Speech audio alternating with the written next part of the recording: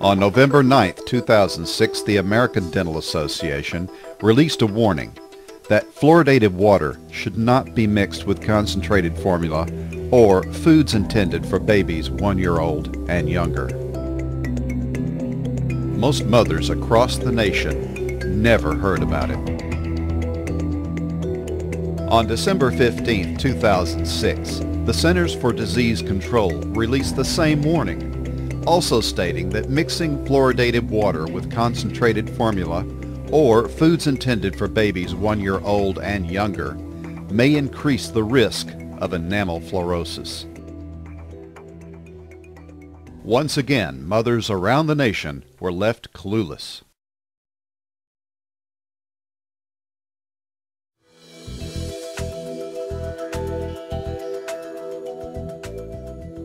I think the ADA's recent statement on warning against adding fluoridated water to baby formula is a watershed decision. The American Dental Association has finally done what it should have done years ago, and that is to tell parents not to use fluoridated tap water to make up formula. The American Dental Association recommends that we not have fluoridated water be used for making infant formula or for infants to drink. One of the messages which I think is extraordinary in this whole issue is that the level of fluoride in mother's milk is so extremely low. It's 0.004 parts per million, which is 250 times less than we put in the drinking water. There have been a couple men who have said, well, maybe mother's milk is flawed, but most scientists don't go that route. They say mother's milk seems to be the best we have, the best we know of, and if it's low in fluoride, maybe that's what we should have for infants, is low fluoride. Nature has devised a system for keeping fluoride away from the infant, and we're circumventing that by putting fluoride into drinking water. And I think there are consequences. I think parents should know that fluoride is an extremely active chemical when it gets into our body. It can interfere with the pineal gland. It can interfere with the thyroid gland. The thyroid gland and the pineal gland are both intimately involved with brain development, mental development. A real concern with young kids, especially with newborn infants, is that the blood-brain barrier is not fully developed at that point, and when children are drinking a formula made with fluoridated drinking water, they're getting a huge an inappropriate dose of fluoride in the developing brain. This may be part of the reason, for instance, of the depression of IQ that we've seen in these Chinese studies. You do not want to create a fluoride exposure during a period of brain vulnerability. All of these things are indicators, serious indicators, that you shouldn't expose young babies to fluoride. And of course that's exactly what happens when you put fluoride in the water. How are low-income kids supposed to, or low-income families, supposed to avoid giving their kids fluoridated water? They can't afford to avoid it. They can't afford to seek sources of drinking water that has no fluoride in it. I think that the low-income communities could be at higher risk for adverse effects from fluoride exposure or from water fluoridation.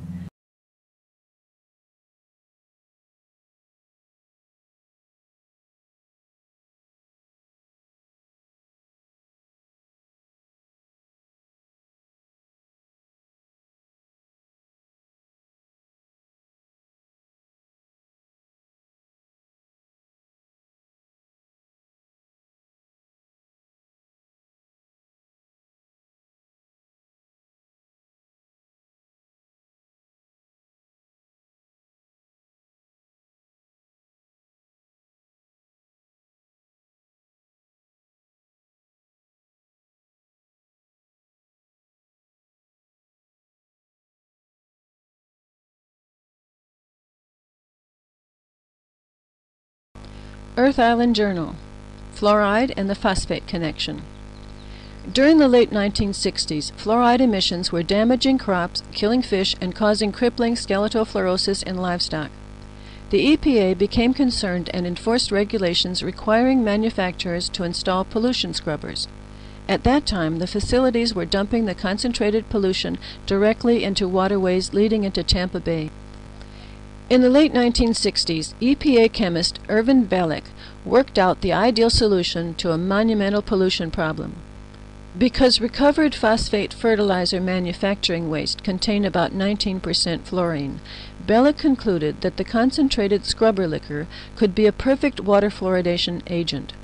It was a liquid and easily soluble in water, unlike sodium fluoride, a waste product from aluminum manufacturing. It was also inexpensive. By 1983, the official EPA policy was expressed by EPA Office of Water Deputy Administrator Rebecca Hanmer as follows. In regard to the use of fluorosilicic acid as a source of fluoride for fluoridation, this agency regards such use as an ideal environmental solution to a long-standing problem.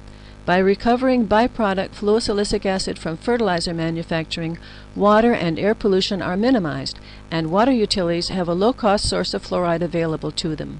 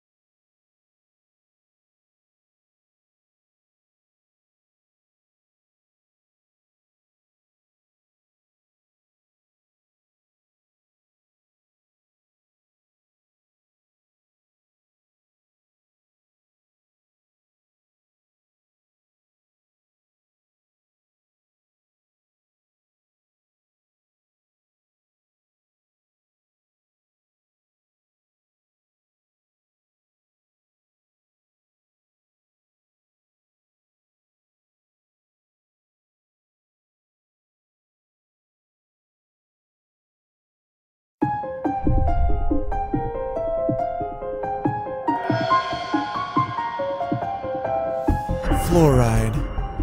Dentists say that drinking it can protect your teeth against cavities. Cities and towns all across the world actually dump it into the water supply, hoping to indiscriminately medicate the population through their tap water faucets. The official story on fluoride sounds wonderful. Drink the stuff and you won't get cavities, we're told. It's a nice story. But there's another side to this story, the side you're never told. And it starts with the astonishing but verifiable fact that nearly all the fluoride dripped into municipal water supplies isn't naturally occurring fluoride at all. In fact, it's actually a combination of hexafluorosilicic acid and sodium silicofluoride. These two chemicals are considered highly toxic by the EPA. They're actually classified as hazardous waste, and when packaged for transportation, they must be labeled as poison and handled by workers wearing industrial safety gear. So, what are hexafluorosilicic acid and sodium silicofluoride, and where do they come from? That's the part of this story that you probably won't believe. That is, not until you check it out for yourself.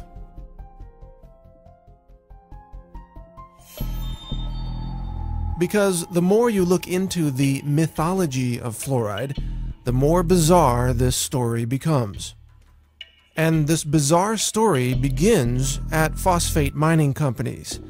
Phosphate is an important mineral used in fertilizers.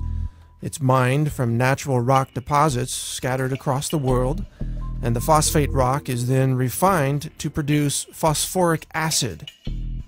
If that name sounds familiar, that's because it's one of the main ingredients in carbonated sodas, such as Coke and Pepsi. Phosphoric acid is often compared to battery acid. It's a highly acidic liquid that is believed to be the primary reason why drinking sodas can result in kidney stones and a loss of bone mineral density. Phosphate rock is also used to create fertilizers. The problem is phosphate is often contaminated with high levels of fluoride, as much as 40,000 parts per million, or up to 4% of the raw ore. To remove the fluoride, sulfuric acid is added to a wet slurry of phosphate and water. This causes the fluoride to vaporize, creating highly toxic gaseous compounds such as hydrogen fluoride and silicon tetrafluoride. These toxic fluoride chemicals used to be released directly from the smokestacks of phosphate mining operations, but the nearby farms suffered devastating losses of cattle and food crops, which withered away and died due to, guess what? Fluoride poisoning. In order to stop this environmental destruction, the phosphate mining industry put in place a way to capture the toxic fluoride chemical vapors so that they wouldn't be released into the air and kill the surrounding livestock and vegetation. This was accomplished by installing wet scrubbers that captured the toxic fluoride chemicals, preventing them from being released into the environment and killing the plant and animal life living nearby. It is from these wet scrubbers that toxic fluoride chemicals are now harvested. They're collected, repackaged, shipped to your local city, and then dumped into the municipal water supply. So instead of these toxic fluoride chemicals being released by the phosphate mining smokestacks, they are instead captured and then released into the water supply of large cities, where the chemicals then contaminate the water of millions of people at a time. This is called water fluoridation. When dentists and doctors say they support fluoride in the water supply, what they're really saying is that they support the mass poisoning of the population with a highly toxic hazardous waste product that, if it weren't dripped into the water supply, it would have to be disposed of as a highly toxic hazardous waste under strict EPA regulations. Curiously, it is a violation of federal law to dump hexafluorosilicic acid or sodium silicofluoride into the water. Such an act, in fact, is considered an act of terrorism. Yet it is mysteriously allowed today as long as it is accompanied by a loosely justified claim that we're doing this to stop cavities. But setting aside for the moment the inconvenient truth that water fluoridation involves the illegal act of dumping hazardous waste into the water supply, there's another important question in all this. Do these toxic fluoride chemicals actually prevent cavities? Roughly 99% of the municipal water pumped through any given city never ends up in the mouths of the people. Most water is used for showering, washing dishes, washing clothes, watering yards, and filling pools. Almost none of the fluoride dripped into the water supply comes into contact with human teeth. It does, however, end up downstream, where it contaminates rivers, streams, and ultimately the oceans of our world. In this way, water fluoridation policies have become a convenient loophole through which the phosphate mining industry can dump its toxic waste byproducts into the environment without adhering to any EPA regulations whatsoever. Phosphate mining companies even turn a profit by selling their hazardous waste to cities, then labeling it fluoride, even though this name is scientifically inaccurate. All this raises an obvious question. If fluoride kills cows and crops and fish and is considered a hazardous waste chemical by the EPA, then how could it be healthy to ingest? And why don't doctors and dentists, even though they openly recommend fluoride, sometimes with irrational exuberance, know where fluoride really comes from? If dentists knew fluoride was derived from the chemical waste of the phosphate mining industry, would they still recommend that we consume it? The truth about fluoride is a lot like the truth about Enron or Goldman Sachs, or every other shocking revelation that nobody believed until it suddenly became obvious that we were all being fooled for so long. Fluoride is a clever scheme where a hazardous waste chemical is dumped into the environment by passing it through the bodies of people first. We, the people, have become the toxic waste dump site of the phosphate mining industry, and chances are your local dentist fully supports this entire process. Over the last several decades, an astonishing 24 studies have established a statistical link between fluoride exposure and low IQs in children. One study conducted by the Center for Endemic Disease Control in China found that each additional milligram of fluoride detected in every liter of a child's urine was associated with a 0.59 point decrease in their IQ score. Another study found that fluoride exposure slashed the number of children achieving high IQs by more than 70%. It shouldn't be surprising, of course, to learn that consuming a hazardous chemical might impair brain function. Water fluoridation, it turns out, may be the root cause of the alarming drop in academic aptitude among children in first world nations. Historically speaking, the mathematics that were taught to 8th graders in the 1950s are now college-level courses in 2011. Maybe the reason why Johnny can't read or spell is because Johnny's been drinking too much fluoride. So I have 3 bits of advice for you. First, for your dental needs, always seek out a holistic dentist who understands the toxicity of fluoride and mercury. They will advise you not to drink toxic fluoride chemicals from your tap water. Secondly, don't drink unfiltered tap water. In addition to the toxic fluoride chemicals, tap water is also usually contaminated with chlorine and even dangerous elements from old water pipes. Buy a good countertop water filter from a company like Aquasana, or get a whole house filter to remove chlorine and fluoride from the water entering your home. Thirdly, help fight water fluoridation in your local city or town.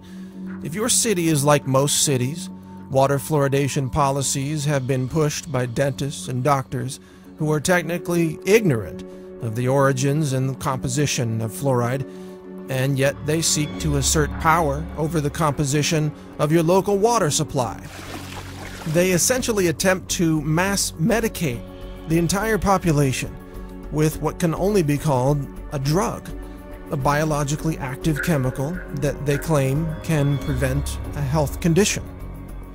And yet, has this drug, called fluoride, ever received FDA approval as a drug? Have the individual members of the population been individually assessed for their need for such a drug? Have medication doses and drug interactions been considered? Has anyone even been written a prescription for this drug? The answer is no. Fluoride is an unapproved drug, being used in a highly illegal mass medication scheme that provides an excuse for the real agenda of disposing of a highly toxic hazardous waste chemical. It's time to stop fluoride. Demand an end to fluoridation in your local cities and towns. Call for those who purchase and handle fluoride to stop what they're doing. Question the safety of these toxic chemicals being dripped into the water supply. These are actions that endanger the public. They could be called acts of terrorism. And publicly shame the doctors and dentists who have taken part in this mass chemical poisoning, causing untold harm to populations all over the world. Help us stop the fluoride poisoning of our world. Learn more at naturalnews.com. Join the Facebook group No Fluoride. See more videos about fluoride at naturalnews.tv. Visit fluoridealert.org and other anti-fluoride websites that are working to end the fluoride poisoning. Together, with your help, we can end the era of fluoride in our world and protect our children from this industrial poison. Thank you for listening. This is Mike Adams, the Health Ranger, reporting for naturalnews.com and the nonprofit Consumer Wellness Center.